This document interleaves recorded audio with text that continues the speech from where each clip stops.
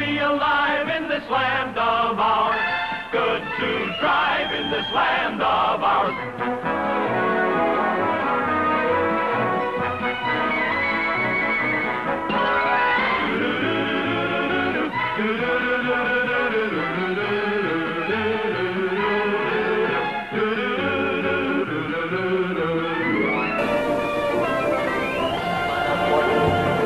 Hello, Canada hockey fans in the United States. The Hockey Time Machine.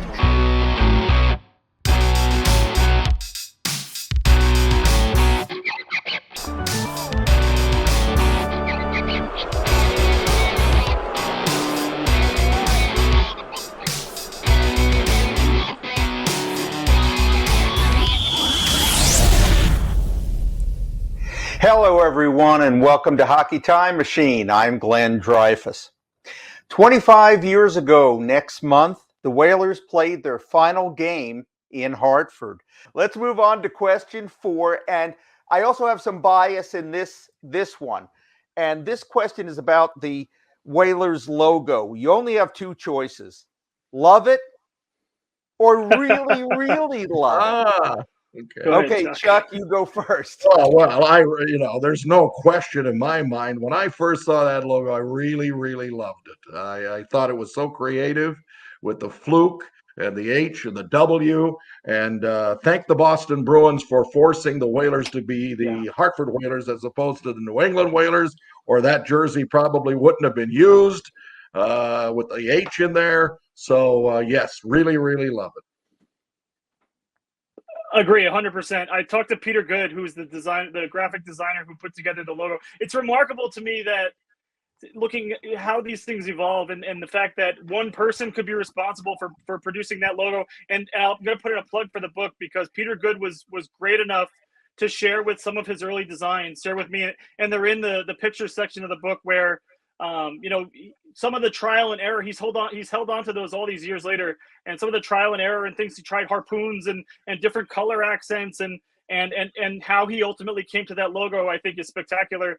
And I think it's amazing because it was so far ahead of its time. You look at, the Hurricanes have had negative space logo, and the Golden Knights, Vegas Golden Knights had negative space. But I think what's remarkable too is to hear the story that like Brass Bonanza, hockey people hated it, that it was so reviled, and that, even in the Whalers organization, Howard Baldwin had enough foresight to say, this is good, I'm going to go with this. But there were people definitely in that organization who were like, what is this? Like, why are we, what is blue and green? Like, green is going to be for our NHL team. I mean, no, I know they had green in WHA, but this was the NHL. And these are, things like the Detroit Red Wings and the Toronto Maple Leafs, solid colors and blue and red and a lot of, those types of, we're going to be blue and green, and we're going to have, this Peter Good refers to it as engages the mind, and we're going to have a mind engaging logo. This is our logo.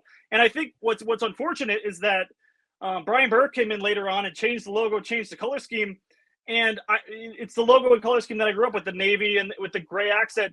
But I think it's unfortunate that color scheme and that logo ever changed at all, because it was so perfect.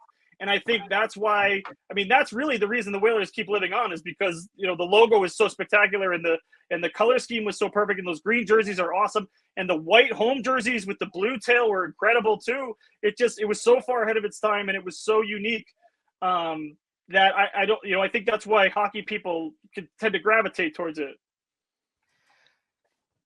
Pat, Burke didn't like Brass Bonanza either. So was he just no fun back then? I think he was just a hockey guy, and that was where it came from. Because to your point, he took Brass Bonanza off the ice for goals and for the intro, and I think he built that image. His image. He wants to build tough teams, and he wanted the Whalers to be tough, and the team he built was a tough team. And I think there were, his quote was, there were people that were embarrassed to have a theme song. There were people that were embarrassed to have a green jersey, to have a, this sort of Pucky the Whale mascot. And I think what's remarkable to me, and I think Chuck can speak to this too, is that that's the organization's identity, you know, even now, but then too, that they weren't super successful on the ice, and that they weren't this, you know, this dynasty. They weren't Edmonton. They weren't the Islanders. They weren't even the Penguins at that point, where, you know, the Penguins had come in and won a couple cups in a row, but they had this sort of kitschy, and the mystique that you were referring to, Glenn, with this kitschy brass bonanza, this kitschy sort of green jerseys, and we play in Hartford, Connecticut, and we play in an arena that's next to a mall, and that was their identity. And you know, every team needs to have an identity, and I don't think it was bad by any means, but I think Brian Burke, I mean, and he was only there for 1 year, which is really what's unfortunate, and then he went to the league to take a job, but he, you know, he really wanted them to be tougher and look tougher and look the part, and so that's what prompted that change. Chuck, Brian Berkey could never have worked for the Chicago Cubs. I guess not. I don't know. I mean, I loved Brian Burke. He did a lot of good things, but one of the things he was not good at was getting the pulse and the marketing pulse of the area. And I think that he didn't realize that the backlash would be pretty great with this kind of a real substantive and dramatic change, not only in the colors, but in the fact that you were taking some of the fabric and some of the tradition away from the team. So I think, and as Pat said, it's unfortunate. He was only there for a year. And then, of course, things got changed back again to where you had the theme song again. And I actually thought that with the change of colors, the team, you know, I loved the green uniforms, but I was adaptable to the blue jerseys, the road jerseys at the time. And so it didn't bother me as much. But I do think that when you look at knowing your audience, that's always the key in any endeavor. And I think that Brian's mistake there was that that he didn't really read the pulse from a public relations standpoint of the fans. Last question in our survey, and this comes from the Hartford Courant. They named these 6 as the best Whalers ever: Stoughton, Lee, Mark Howe, Dineen, Francis, and Liut. And let me ask you first, Chuck, if you had to name the sextet of best Whalers, are these also your 6, or who would make it on your list instead? Wow, that's a good question. The only person that I would, and I don't know who I would replace that sextet with, because that's an excellent set. I don't think there's any question. Ronnie Francis, Mike Liut, Mark Howe, obviously, Blaine Stoughton for 4 years, Ricky Lee, again, heart and soul player. So I can't argue with any of these. And the only person I would probably have added because of the class that he had in the organization, albeit only maybe 5 or 6 years total between WHA and NHL years, is Davey Keon. But I don't know where you would fit him in with that group of players, because I think those players represent longevity. And I think it's a pretty good group in all honesty. So I can't quarrel with it, really. What about you, Pat? Can't disagree. You know, maybe Ulf Samuelsson in place of Rick Lee, but otherwise, you know, I would not. You know, I think what's remarkable is Stoughton's record for goals in the franchise still stands, and it was in 79-80 was 56 goals, and it's, you know, all these years later it still stands, even through the 80s, even, you know, with the high scoring 80s, even with Ron Francis. You know, what was he, the 3rd or 4th all time in points? And I think, you know, Mark Howe alluded to it. His departure from Hartford was just so unfortunate. And obviously Francis's departure from Hartford was so unfortunate. And I think those, you know, what those guys all have in common is, and Lee was a coach and was in management too, is that they were all part of that special era. You know, I talked about the narrative arc of the Whalers story, and Stoughton and Howe were of that first playoff team in Chuck's first year and the first year of the NHL. And you know, you look at Liu and the trade to get him in, and, you know, and then to get, you know, to have guys like Francis and Dineen sort of come into their own. And there were some, people may not believe this, and Chuck could certainly attest to it. There were some legitimate Stanley Cup contending teams for the Hartford Whalers, led by guys like Kevin Dineen, led by guys like Ron Francis, led in goal with Mike Liut. and other, if not for a couple of puck bounces, and I mean, frankly, just puck bounces, or some goaltending here and there, there would have been a parade in Hartford. Maybe 86 stands out. 87, the team was the Adams Division champion. Again, same core as 86. And the one that I always point to that that really doesn't get enough herald in my mind is 1990, when the Whalers were like 7th in the league in points and 4th in the Adams Division, and then they played a series with the Bruins that went 7 games, and they were up 2-2, or there was 2-2. They were up 2-1 in the series, playing Game 4 at the Civic Center in Hartford, and they're up 5-2 after 2 periods, and they blew the lead, and they lost the game in regulation 6-5. They would have gone up 3-1. The Bruins didn't have Raymond Bourque for the majority of that series, and they would have gone up 3-1 on the Bruins. It was the first playoff series between the Bruins and Whalers, and the Whalers were that close to being up 3-1 and essentially, closing out the Bruins, who the team that went to the Cup final that year and lost to Edmonton. And yet, they blew, in true Whalers fashion, blew the lead, lost the series in 7, and then traded Ron Francis the next year, and the rest is history. But no, I really, it'd be hard to dispute, because that's, people talk about the Mount Rushmore. Obviously, you'd have 6 faces instead of 4, but I think you could, those would be the guys, the ones that the current listed. Chuck, before we move on, any other comments?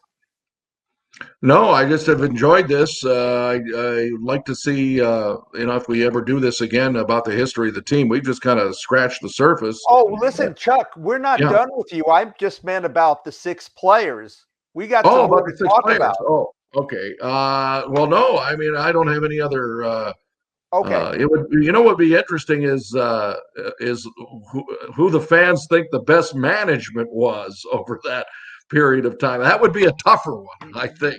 But I think people would. I think there'd be a consensus that the late Emil Francis would probably win that. So no, that's all I have there. I thought you were wrapping the show up. I'm sorry. No, in fact, I'd like to discuss something for a second that isn't at all important, but I like it because it's nuts. And Chuck, I think you were there. January 15th, 1983. A blizzard in Hartford. The referee and one of the linesmen can't get to the game between the Whalers and the Devils. Yep. So tell me about the replacement officials. Oh, the replacement officials. Once again, and I remember this vividly because this 82-83 year was the year of the Cooperalls, as we know. So they play this game because again, the NHL rule, for those who don't know, is if the visiting team's in town, you're going to play the game. And it's actually happened on a couple of occasions. There was a game against Buffalo that was played under same situations about 10 years later, as a matter of fact. And so this game you're talking about against the Devils, they had to summon one official from Boston to get there. And then we didn't have linesmen. So actually it was Ron Foyt, I think, who actually refereed the game. But the linesman had to be, wasn't it Ron? I guess it was. Now the linesman, it's interestingly enough, they picked one player from each team. At the time, a guy that had been with the Whalers earlier in his career, Gary Howitt, was playing for the Devils. So he became one of the linesmen. And Mickey Vulcan was the other, the Whalers defenseman. So there you had it. You had Mickey Vulcan and Mr. Gary Howitt on the lines. And if memory serves me, they only had to do a period or a period and a half until the officials from Boston could get in. And it was really amusing because I remember talking at that time to Max McNabb, who was the general manager of the Devils later years, about that game, and it just ceases to amaze you the things that can happen only in hockey that you wouldn't see in any other sport. I don't think you'd see somebody coming out of the bullpen to be the home plate umpire game, or somebody, or Shaquille O'Neal putting the zebra stripes on in the NBA because they didn't have a guy. So I mean, it is something, but it's something that makes hockey great and unique and fun. I think that's a first and only in NHL history, if I'm right.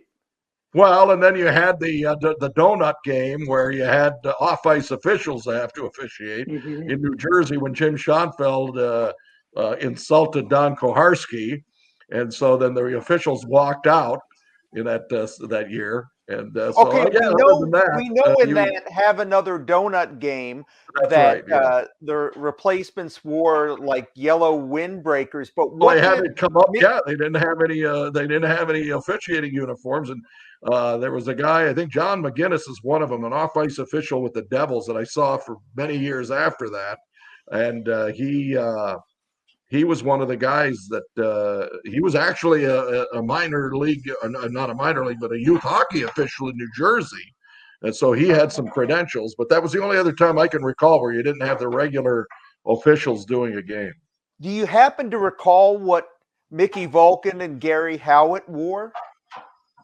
Mickey Vulcan had his. I remember he had Cooperalls, and he had some kind of a white jersey or a yellow penny or something like that. And I think Gary Howitt was wearing his Devil's pants with a yellow penny, so they could differentiate themselves from the players. So they had to have a neutral color instead of the Whalers were wearing white. That's when the home team wore white, of course, and the Devils were in those Christmas colors. Remember the red and green. So it was crazy. It was a very interesting time, that's for sure. And you're right.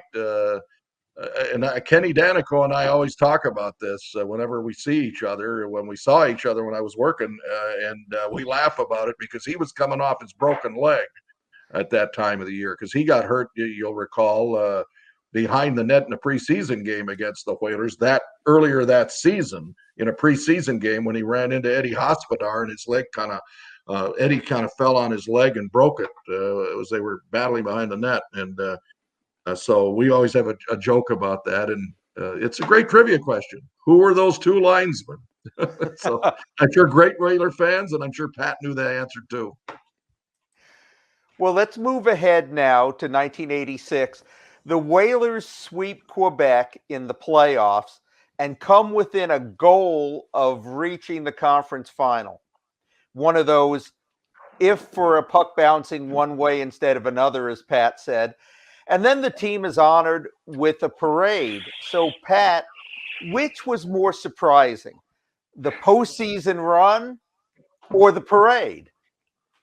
I'm going to say the parade, because the parade has. I mean, I know Chuck told me that he didn't participate in the parade out of sheer just good for you, Chuck.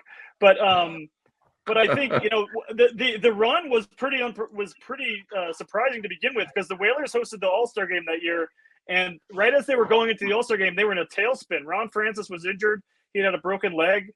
And they were just tailing out and spinning out. And Emile Francis, we referenced Emile Francis, the fact that he was tinkering. He had acquired John Anderson. He had acquired a few other players, to play in that. And they were falling out of it. And this was in the days where the top four in each division made it. And the Whalers had finished fifth in the Adams division for every year since the first year. And they had this belief that they were going to be a playoff team, that they could be a playoff team. And they were really spiraling out. And if not for, everybody talks about Kevin Dineen one punch and Mike Milbury, and that moment, and then they against the Bruins, and he knocked out the Milbury. They had some bad blood the year before. Milbury had retired. Milbury came out of retirement to play defense for the Bruins because they had some injuries on their blue line. And everybody talks about Kevin Dineen one punching him and knocking him out, and how it galvanized the entire team and the entire organization. They went on this crazy run.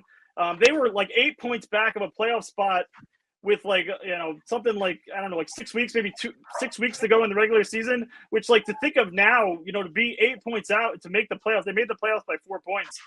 And it's a heck of a run. It's an incredible run. But it all started with Kevin Dineen knocking out Mike Milbury. And then they took off and they got so hot. And they rode that to, like you said, to the sweep. They won game one in overtime, and they won game 3 in Hartford. The only playoff series they ever won, they clinched in Hartford. I think it was 9-4 in game 3 in this crazy penalty marred. The first period, there were ejections. There were insane number of goals. I think it was the Whalers. I think it was like 4-2 after one, or 5-3 after one, something like that. And then the Whalers took off, and I think they sort of caught the Canadians off guard. They had played that they won game 1, and Mike Liut, the goaltender, had been injured in that series, and so Steve Weeks came in, and Kevin Dineen scored this goal in Game 4 in overtime, where people called it the loudest they had ever heard the Civic Center. But so I think that was surprising. But when you look at the fact, and then obviously, like I said, to go to Game 7 in Montreal in the Forum and to tie it, they tied it in the last 3 minutes of regulation on a goal by Dave Babbage, if I'm not mistaken, and then to have that goal by Claude Lemieux broke their heart. And then, they get home and they say, hey, look, we're going to have a parade. We're going to throw you a parade because you won a playoff round. And the players talk about, Mike Liut specifically spoke that he loved it. He said that, again, we referenced the unique ownership situation that Hartford had, where Howard Baldwin was the managing general partner, but the city essentially funded the team in terms of, they sold shares in Aetna and Cigna, and even the Hartford Current owned a piece of the team. And so they wanted to celebrate this incredible year in Whalers history where they made the playoffs, where they won a round, the only playoff round they won in NHL history. And they took the Canadiens to 7 games. It's incomprehensible now to have this parade while the playoffs are still going. And, and then Montreal goes and wins the cup, and then they throw an actual parade for their championship. So I would say the parade was more surprising, but the run was certainly stunning too. Okay, Chuck, it's worth remembering that the Whalers gave the Canadiens a much harder time than they had in either of the 2 next rounds in the conference final and then the Stanley Cup final. Yeah, it seemed like that. I mean, the bottom line is the bounce of the puck was always something that I had nightmares about in that series that Pat's talking about against Montreal that year in '86, because the Quebec series was surprising or not, because that was the last year of a best of 5 first round, and the Whalers swept the Nordiques 3-0. And then, of course, when they played Montreal, they had a chance to win the game in overtime when Ray Ferraro and John Anderson had basically a 2-on-none break from the blue line in a couple of minutes into the overtime. And I think that John Anderson wanted to pass the puck. He wanted to draw Patrick Waugh toward him and then give the puck to Ray Ferraro for an open net. And Ray Ferraro kind of backed off, and the pass went into the corner. Because Ray thought he was going to peel back for a rebound in case Waugh stopped Anderson, who really had a shot mentality for them in his career. And then, and as Pat said, but when you look at Montreal, they got through the New York Rangers, and then they end up playing Calgary that year, and they win the Stanley Cup. So it was the year that could have been for the Whalers. And again, history could have changed quite a bit. But to get back to that parade, I saw that picture of the executives with Howard in there with Emil Francis, and I see the late Bob Crocker. Look at him in that front seat, the passenger seat, that convertible. There's Jack Evans. And isn't that Andre Lacroix over there with number 30, that jersey? Oh, no, that's the guy that looks like him in the stats. They're in the but yeah, I didn't want to be part of that, and I think probably good thing I didn't lose my job over it. This parade was not basically organized, but it was sanctioned by the Whalers, but not organized. And I was supposed to go in the WTIC. I was going to sit with Arnold Dean. It was actually WTIC who asked me to be in the parade. So the Whalers never put any pressure on me to be in it. And I says, you know what? When I did Michigan football and Bo Schembechler didn't win the Rose Bowl, it was not a successful season. When I went on to Wisconsin and Bob Johnson did not win an NCAA title, it wasn't a successful season. So I wasn't going to be part of winning 1 round of the playoffs and calling it a successful season. I guess I was kind of an ornery young guy at that time.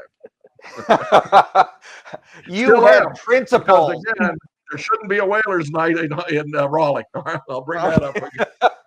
Well, yeah, they could have unfortunately, that was also the high point, because the last 12 seasons of the franchise did not include the winning of a playoff series. Chuck, how come? First of all, there was too much consternation in the front office, in my opinion. I mean, you think about the stability that the organization had under Emil Francis, And then with the ownership change, once Aetna started making a few bucks, they wanted to market the team and sell the team, and they ended up handing it over to Donald Conrad over Howard Baldwin. I don't know if you're going to talk about that with Howard, but Donald Conrad, who was like I think the number 2 or 3 man at Aetna, got the opportunity if he could get the financing, and of course the financing came from Richard Gordon. And so from then on, I think we had a situation where and Richard and I talk about this. I still communicate with Mr. Gordon, who I think is a terrific individual, despite the fact that there were a lot of problems during the ownership time. He says he's learned a lot since then. He didn't, you think you have all the answers at the time. The Ron Francis trade happened under him. The fact that Eddie Johnston was hired as the general manager to replace Emil Francis, although Emil was still in the organization. I mean, there were a lot of things going on there that I think Richard would admit today he made a mistake on. And I think that, and then that's, I think, succinctly the reason that they didn't make the playoffs again until the 91-92 season under Jimmy Roberts as coach. So, a dry spell there. They made the playoffs, but they didn't go past the first round, I should say. I mean, they had a run there under Emil Francis, 6 straight seasons, and then on to the 91-92 season as well. And then after that, it dried up for 5 years. Then you had another ownership change in 94 when the KTR group came in and again had to start over again. See, you have different managements and different philosophies, and you have to really start all over again when it comes to management preparedness and that type of thing when it comes to building an organization and building a successful one. Pat, your book describes these as years of, quote, bungled deals and ownership squabbles, which kind of go together. And I want you to comment on something Tiger Williams, who played for the Whalers, said, quote, the organization, if fans would have ever realized how bad they were, it was sad. I think, certainly in the early 80s, we talk about the, Howard Baldwin, there were definitely some growing pains in the early 80s too. But I think what I would say is, definitely there was some turmoil. It's certainly, it started with Jack Evans losing his job too, where he was going to be, I believe he was going to be a lame duck, and Emil Francis fired him, and that sort of started this sort of merry-go-round of ownership, movements. And it was like, it was Larry Plow, and then it was Rick Lee was the coach, and then it was, there was this constant, revolving door. And again, they were making the playoffs, but at some point, the community started to check out in terms of the first round exits, where again you lose in games. You play the Canadians, the Cup champion, to the end of a series. You're going to get some people. They won the Adams division 86-87, and they had this just ridiculous. Chuck was right, where they went to the best of 7 in the first round. They lost, and they went up 2-0 on Quebec, and they just got caught in this web of penalties and goaltending and this momentum that Quebec built. And then they went and they played the Canadians a couple of years in a row, and the fans stopped coming for the playoff games, which was a huge message. And rightly so. Chuck mentioned Howard Baldwin's exit, where it turned it over to Don Conrad and Richard Gordon, and there was some infighting too between those two, where they were in court and they were battling for the ownership stake of the team, and which ultimately Richard Gordon came away with, and the financial woes.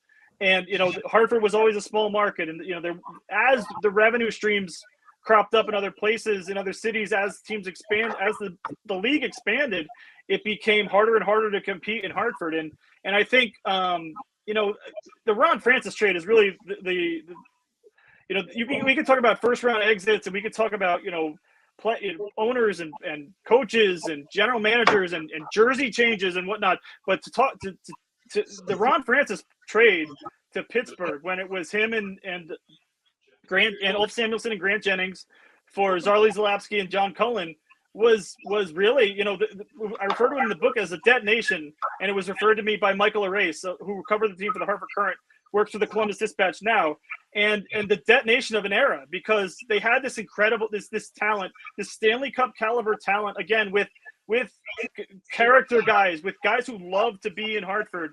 Joel Quenneville, Ron Francis met his wife in Hartford. Kevin Dineen met his wife in Hartford. Joel Quenneville, they used to hang out at the Quenneville Ranch, after practices and after games, and they were a community, and it was the core of the team. They had the softball team. They'd see each other in the grocery stores. Chuck talks about how people still go back to Hartford, all these 25 years later or more in some cases. Ronnie still goes back. Him and Dineen and Quenneville, they were all together in Connecticut, I believe, if not mistaken, after the Blackhawks won the Cup in 2015, where they were all celebrating together.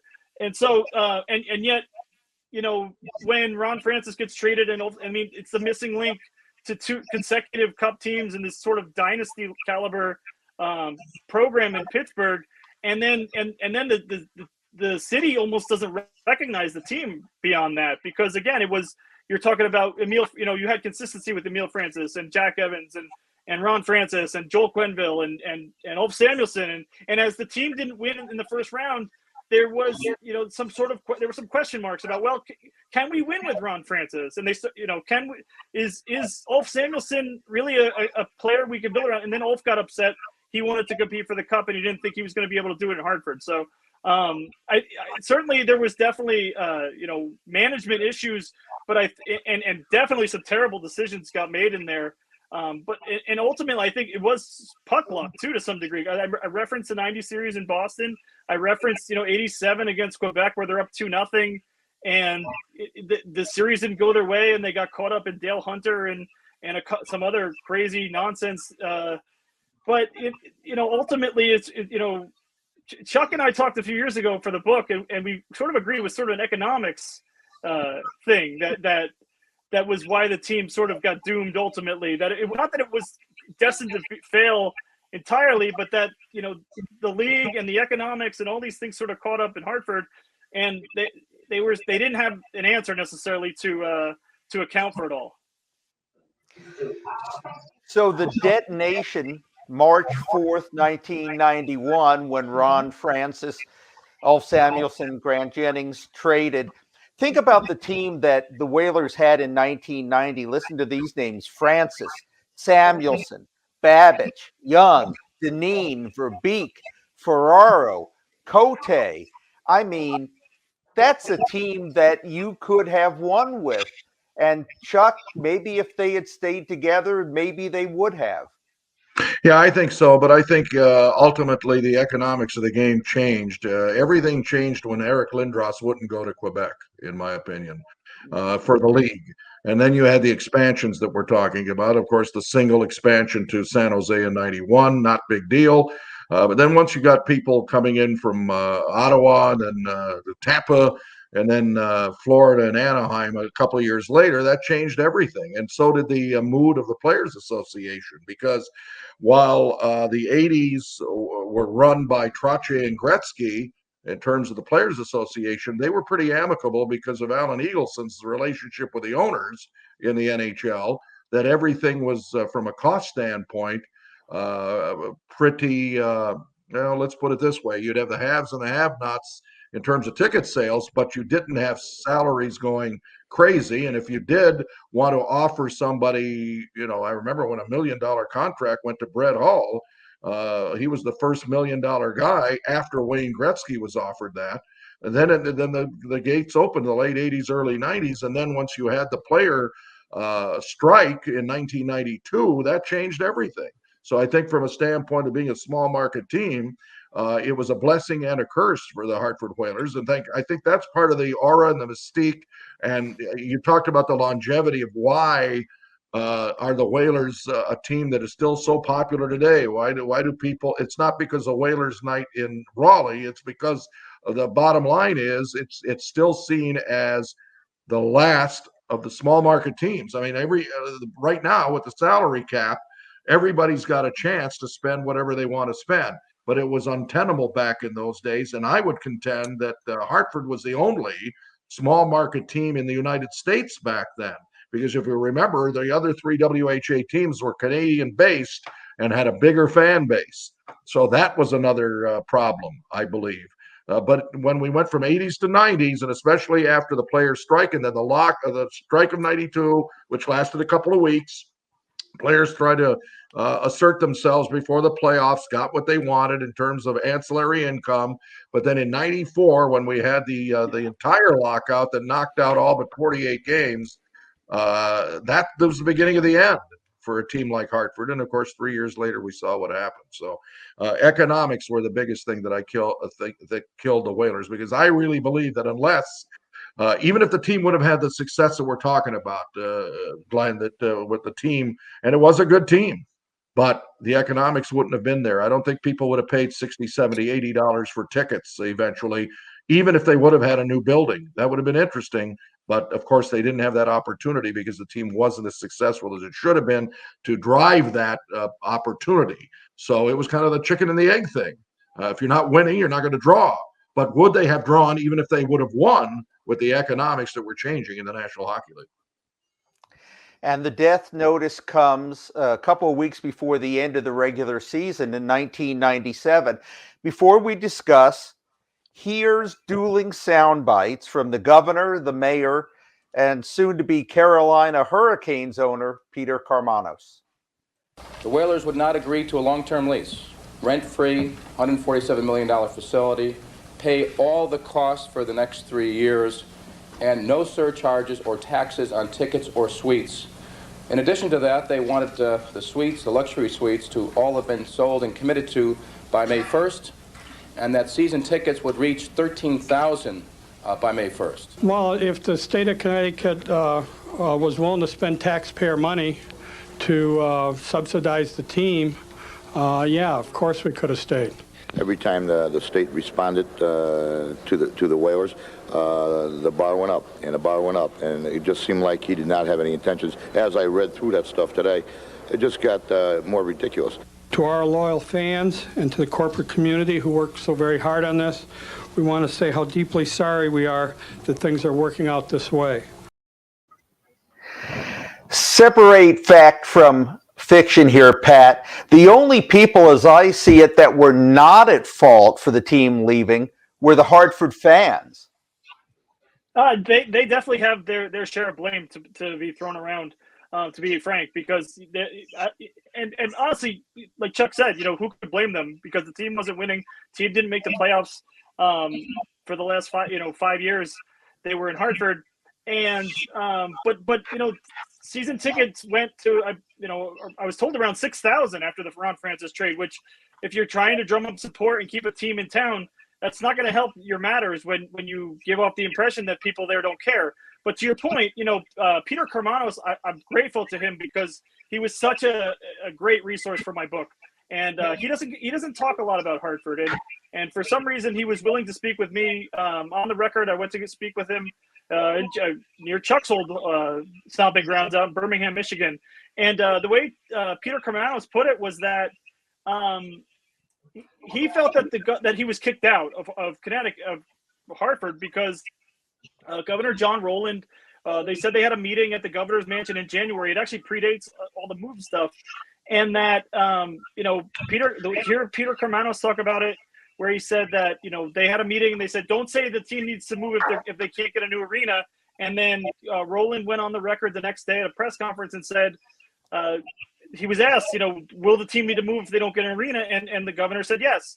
And so in Karmanos' mind, that was him saying, look, we don't need you here. We don't want you here. There's a lot of scuttlebutt that the region was trying to lure the New England Patriots. That is true. They were trying to bring the Patriots to Hartford around those days, and famously got played like a fiddle by Bob Kraft, who got a sweetheart deal in Foxborough, Massachusetts, to stay there and build a new stadium.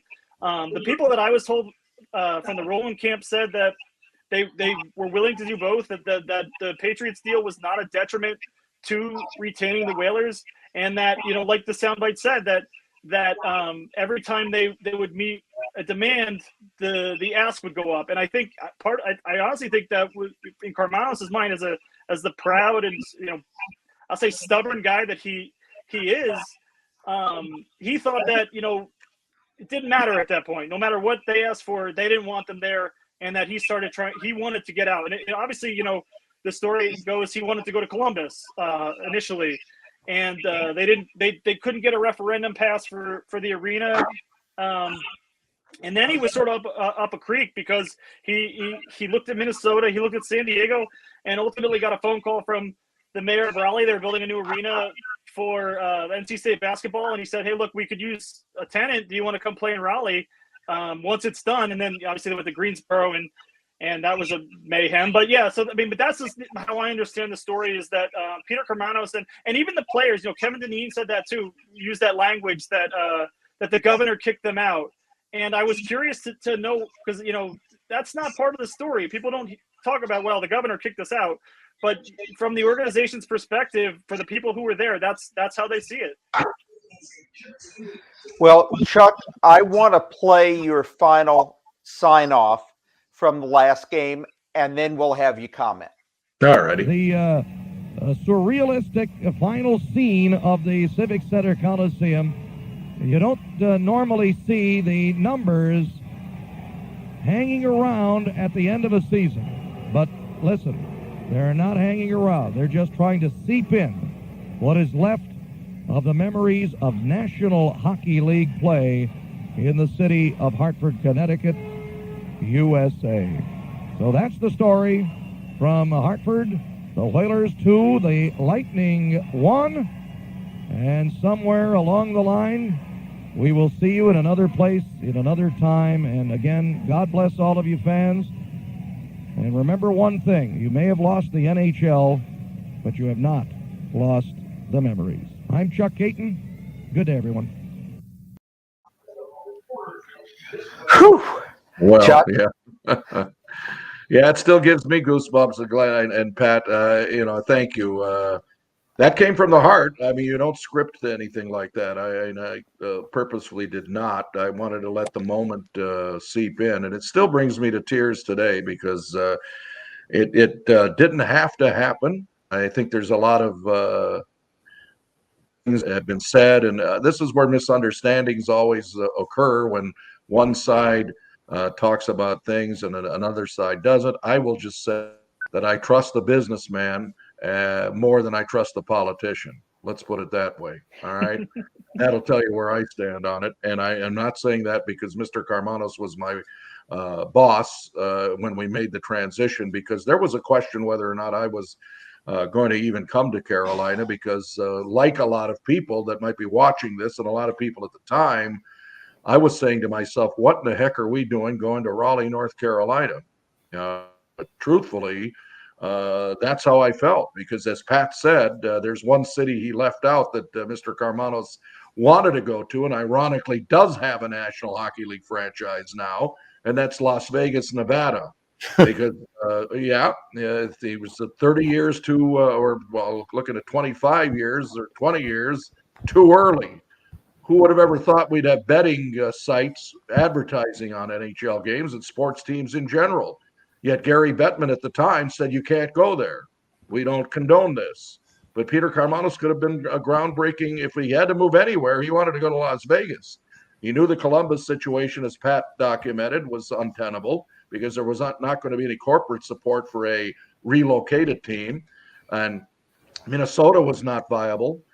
Take a look at it. What happened 3 years after we moved? Those two cities got NHL franchises. Gary Bettman had them in the back pocket for expansion money because the owners want that expansion money, which has now risen to $650 million. Mm-hmm. Seattle makes payments, right? So, and then it was a hefty sum even back in 2000. So, the course of history would have changed, and of course there were a lot of travails coming to Raleigh. With playing in Greensboro the first 2 years. It was a nightmare, in short. It was. And I think there was a one night that after we had 4,000 people for a 4-4 tie with the Ottawa Senators just after the new year of 97, 98, and we were taking a trip, I think, somewhere on the road, and we were outside on the bus. I'm waiting to get on the bus to go to the airport in Greensboro. And Mr. Karmanos was out smoking a cigar, and I used to like to have a cigar once or twice with him, and we'd be out there waiting for the bus, and he gave it a puff, and he said, well, did we make a mistake or not coming here? And I'll answer that question in about 10 years. And I answered it for them when they won the Stanley Cup in '06. And I said, no, you didn't make a mistake. So if you had to move anywhere, Raleigh turned out to be a pretty good place to live. It's my home now. I still feel for the people in Hartford, though. I can tell you that, Glenn and Pat. And you know where my loyalties lie. I'll always come to weekend with the Hartford Yard Goats every July. My good friend Dean Zappalordi puts that on, and so I'll always support that. But yeah, they could have been a team in Vegas. There could have been a team there in '97, but it was just a little too soon. So yeah, that's the way life works sometimes. Chuck, as we prepare to wrap up this section with you and Pat and head on to the interview with Howard Baldwin, to your everlasting credit, when the Canes did win the Stanley Cup in 2006, you mentioned the Hartford Whalers. So feel free to comment on that or anything else you want to say in conclusion. Well, in conclusion, I think, Glenn, I want to thank Paul and Laura and yourself for taking the time to bring this to our viewers. And as far as the tribute to Whaler fans, well, hey, they were part of the organization. They were part of the fabric of the NHL, and I was just lucky enough to be there from day one of their NHL existence. And I thought I would recognize that with the over 9,300 days that the team was in the NHL from 1979 to 2006. And again, tip my hat to all the great fans who supported the Whalers over the years, and the tremendous fans in Raleigh that continue to support the Carolina Hurricanes.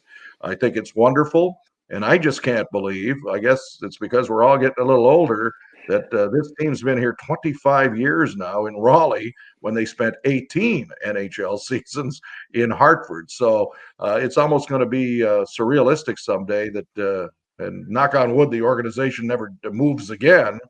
But I would have to say that that's been my biggest takeaway. Thank you for moderating, and thank Pat for being on the program as well. And I hope we've enlightened and entertained people. And boy, gosh, it was awful nice to see Mark Howe at the beginning of the show. And Pat, we'll give you the last word of this section. Boy, you're giving me the last word. Boy, I saw Chuck, Hall of Famer Chuck Caton and Hall of Famer Mark Howe, and I feel like like what Chuck was talking about with Gordie Howe. I'm just happy to be here, happy to be on the line with those two guys, and that you guys know who I am. The fact that this book took me 10 years to complete, and that I really wanted to tell the story in an unbiased way. I worked in Connecticut. I was a sports writer in Connecticut. Covered the league for the NHL, for NHL.com, and for New York Times, and for a bunch of other places through the years. But to get to know people, and to get to again, to hear Mark Howe and to get to know him a little bit, to talk to Chuck, and everybody said you got to talk to Chuck Caton. You can't write this book and not talk to Chuck Caton.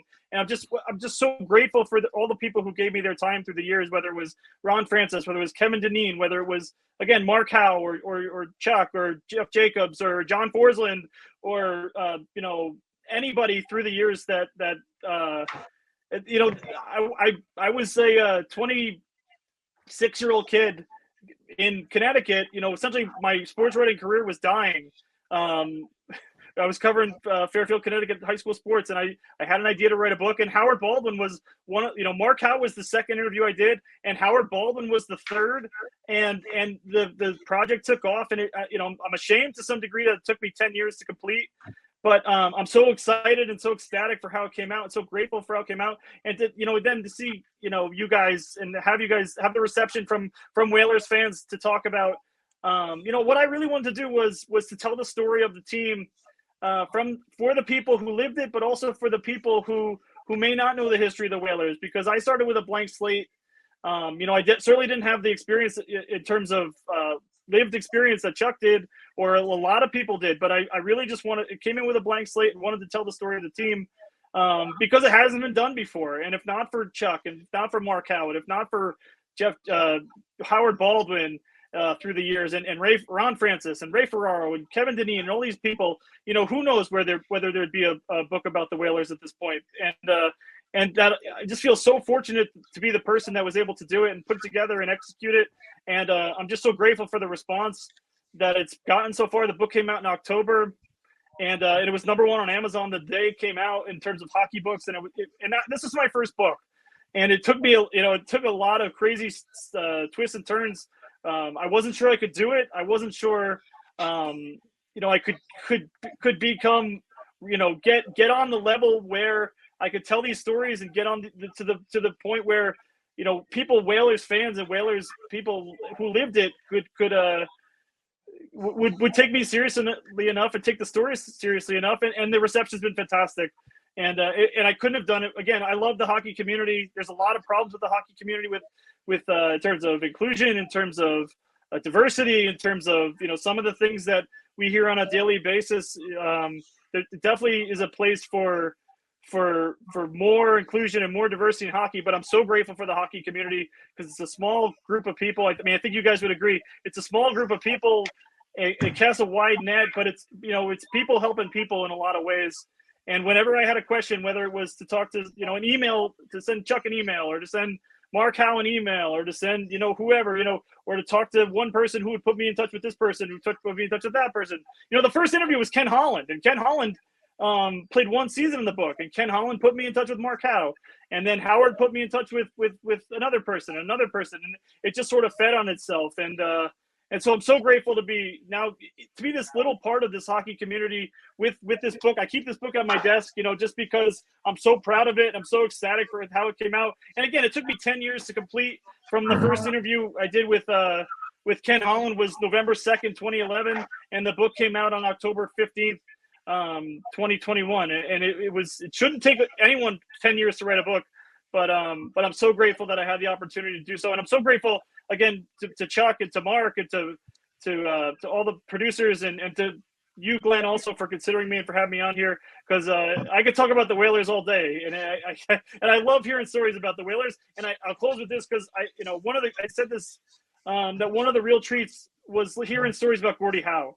And I think every person who I spoke with who was in the organization in the 1980s, because like Mark said, Gordie stayed with the organization through was with them in the WHA, and then the first year in the NHL, and then stayed in the organization in their front office. And I couldn't get enough hearing Gordie Howe stories, whether it was, he said the elbows, whether it was the crossword puzzles, whether it was, the lessons he'd teach people, the memory that he had, and that he, Gordie Howe is sort of in hockey circles known as this rough and tumble guy, and obviously Mr. Hockey, and the guy who scored all these goals and was this incredible player in his day. But then to hear about him, the person, and to hear about the family man, and to hear about Mark alluded to the story of him getting injured, and that Gordie Howe was there with Mark when he was injured in the doctor's room, and how, the proud father and the scared father, that he wasn't sure his son was going to live through that injury that he sustained on the ice. And I'm so grateful that to be a vessel, but also just to learn all these things, and just to hear all these things, and just to like I said, I could listen to this stuff all day. I'm just so grateful to be part of it. Well, Pat, we are indebted to you, the vessel, Pat Pickens, and the Hall of Famer, Chuck Caton, who someday, Chuck, we need to have you back and discuss the ringette line. And your career on the and how about Kenny Holland? One game. I always give him the grief about this. I did at the Hall of Fame as well when I saw him in the lobby. He's played one game for the Whalers, lost it 7-3, Madison Square Garden. But that doesn't take away from him, because he's a terrific individual. Yeah. Mm-hmm. Yep. I want to thank you both very much. This has been really a delight, and we look forward to when we have the opportunity to talk to you again. Thanks, guys. Okay. Thanks, Glenn. Thank you, Chuck. Good to see you, Chuck. Take care, guys.